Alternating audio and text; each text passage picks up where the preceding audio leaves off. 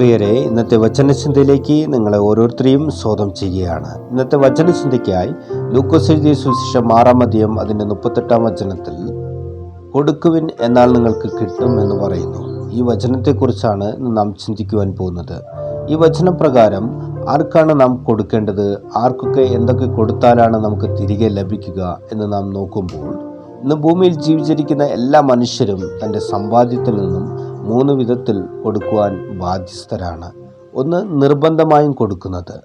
ഇന്ന് നിർബന്ധമായും കൊടുക്കേണ്ടത് ആർക്കാണെന്ന് നാം നോക്കുകയാണെങ്കിൽ, നമ്മെ ഭരിക്കുന്ന ഭരണ സംവിധാനത്തിന് നാം ചിലത് നിർബന്ധമായും ചെയ്യേണ്ടതായുണ്ട്.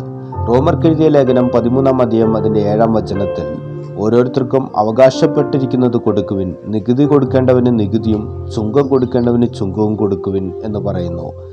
നമ്മുടെ ദേശത്തിൻ്റെ നിയമം അനുസരിച്ച് നാം നികുതി നിർബന്ധമായും കൊടുക്കേണ്ടതാണ്. അതിൽ യാതൊരു വീഴ്ചയും വരുത്തരുതെന്ന് വചനം പറയുന്നു. രണ്ടാമതായി, ബന്ധത്തിൻ്റെയും സഹതാപത്തിൻ്റെയും അടിസ്ഥാനത്തിൽ ചിലത് കൊടുക്കുവാൻ നാം ബാധ്യസ്ഥരാണ്.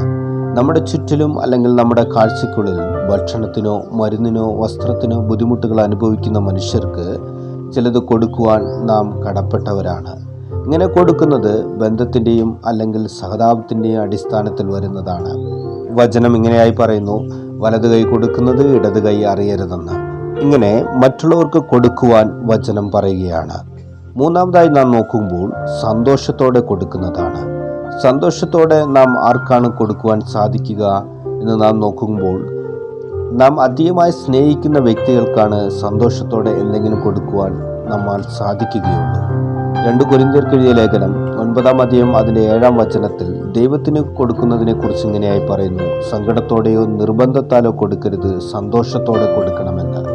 ഇവിടെ ദൈവത്തിന് കൊടുക്കുന്നതിനും മറ്റുള്ളവർക്ക് കൊടുക്കുന്നതിനും തമ്മിലുള്ള വ്യത്യാസത്തെ കാണുന്നു. മനുഷ്യർ നാം കൊടുക്കുന്നത് സങ്കടത്തോടെയാണെങ്കിലും നിർബന്ധത്തോടെയാണെങ്കിലും അവരത് സ്വീകരിക്കുന്നു.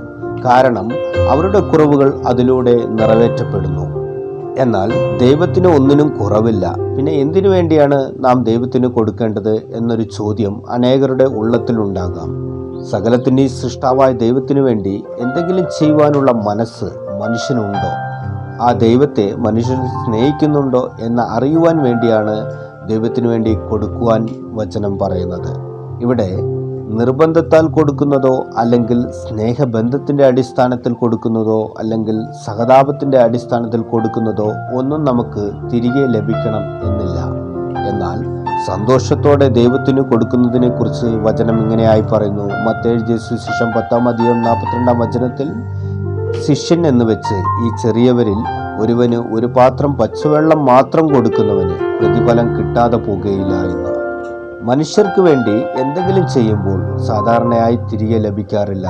എന്നാൽ ദൈവത്തിന് വേണ്ടി ചെയ്യുന്നതെല്ലാം നമുക്ക് തിരികെ ലഭിക്കുന്നു. ഇന്ന് ദൈവം നമുക്ക് നൽകിയിരിക്കുന്ന ഈ ഭൂമിയിലെ അല്പകാല ജീവിതത്തിൽ സന്തോഷത്തോടെ നമ്മുടെ സമയത്തെ ദൈവത്തിന് വേണ്ടി ചിലവഴിച്ചാൽ, നമ്മുടെ കഴിവുകളെ ദൈവത്തിന് വേണ്ടി കൊടുത്താൽ, നമുക്കുള്ള അനുഗ്രഹങ്ങളെ ദൈവത്തിന് വേണ്ടി പ്രയോജനപ്പെടുത്തുമ്പോൾ, നമ്മുടെ ഉള്ളത്തെ ദൈവത്തിന് വേണ്ടി സമർപ്പിച്ചാൽ, കൊടുപ്പിൻ എന്നാൽ നിങ്ങൾക്ക് കിട്ടും എന്ന വചനപ്രകാരം നിങ്ങൾ കൊടുക്കുന്നതെല്ലാം തിരികെ ലഭിക്കും. നിങ്ങൾ കൊടുക്കുന്നത് നിങ്ങളുടെ ഭൂമിയിലെ ജീവിതത്തിൽ ഏറ്റവും വലിയൊരു അനുഗ്രഹമായി തീരുകയും നിങ്ങളുടെ നിത്യതയിലേക്ക് അതൊരു വലിയ നിക്ഷേപമായി മാറുകയും ചെയ്യും. ഈ വചനങ്ങളാൽ ദൈവം നിങ്ങളെ ഓരോരുത്തരെയും അനുഗ്രഹിക്കുമാറാകട്ടെ. ആമേൻ.